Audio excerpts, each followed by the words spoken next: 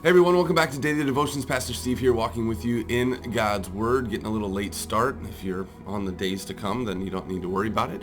But a late start with technology a little bit. But Proverbs chapter 22, the second part 2 of the contrast between the way of the wise and the way of the foolish, the behaviors of the wise and the behaviors of the foolish. And then halfway through 22, in verse 17, all of a sudden we just get started these kind of sayings of the wise. And so with no further ado, these great proverbs to be able to guide and discipline and push us towards growing in wisdom.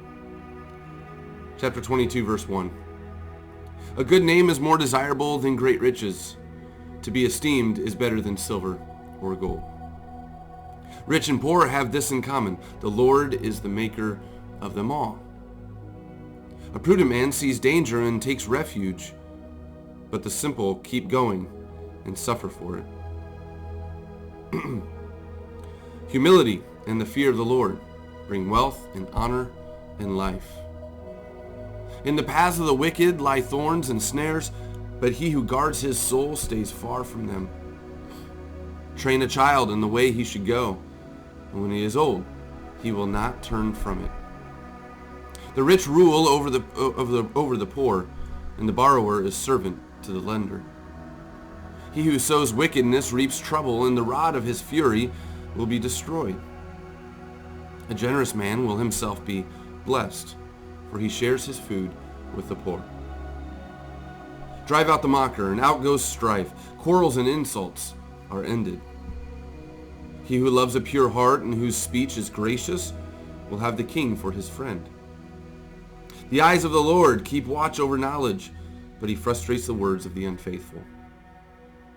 The sluggard says, "There is a lion outside," or "I will be murdered in the streets." The mouth of an adulteress is a deep pit. He who is under the Lord's wrath will fall into it. Folly is bound up in the heart of a child, but the rod of discipline will drive it far from him.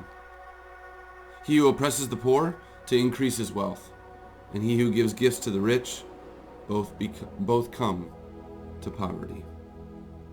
A great contrast once again of walking in wisdom and walking in foolishness. And so as we have the sayings of the wise here, it just continues to drive us forth, growing in that wisdom. Verse 17. Pay attention and listen to the sayings of the wise. Apply your heart to what I teach, for it is pleasing when you keep them in your heart and have all of them ready on your lips. So here we go, the sayings of the wise. Number 1. So that your trust may be in the Lord, I teach you today, even you. Have I not written 30 sayings for you, sayings of counsel and knowledge, teaching you true and reliable words so that you can give sound answers to him who sent you? And so here we have these 30 sayings. Do not exploit the poor because they are poor, and do not crush the needy in court, for the Lord will take up their case and will plunder those who plunder them. Number 2, do not make friends with a hot-tempered man. Do not associate with one easily angered, or you may learn his ways and get yourself ensnared. Number 3, do not be a man who strikes hands in pledge or puts up security for debts. If you lack the means to pay, your very bed will be snatched from under you. Number 4, do not move an ancient boundary stone set up by your forefathers.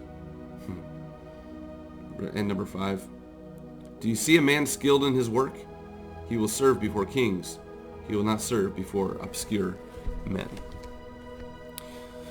5 sayings of the 30 that to follow, 25 more, but it talks about the contrast of wisdom and foolishness. But then now in the Proverbs, it's just going to give us wise sayings, growing in wisdom that can actually be lived out, right? Something that, as it speaks here, do not make a pledge that you can't fulfill.